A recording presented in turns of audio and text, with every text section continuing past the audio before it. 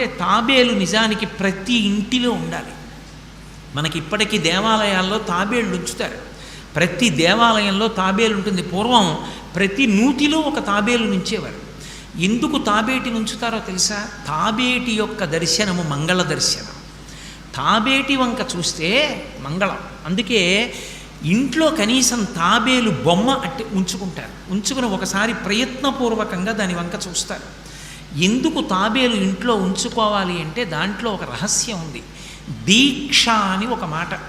దీక్ష అన్న మాట దేనికి అన్వయం అవుతుంది అంటే యజ్ఞానికి అన్వయం అవుతుంది. యజ్ఞం చేసేటటువంటి వాడు దీక్ష స్వీకరిస్తాడు.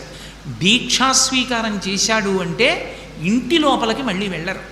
ఇక పూర్తయిన తర్వాతే ఇంట్లోకి ఎడతారు. ఇల్లు విడిచిపెట్టి బయటికి వచ్చేసి దీక్షావస్త్రాలు కట్టుకొని మేళతాళాలతో యాగశాల ప్రవేశం చేస్తారు. ఇక ఎప్పుడు మళ్ళీ ఇంటికి వెళ్ళడం? ఆ యాగం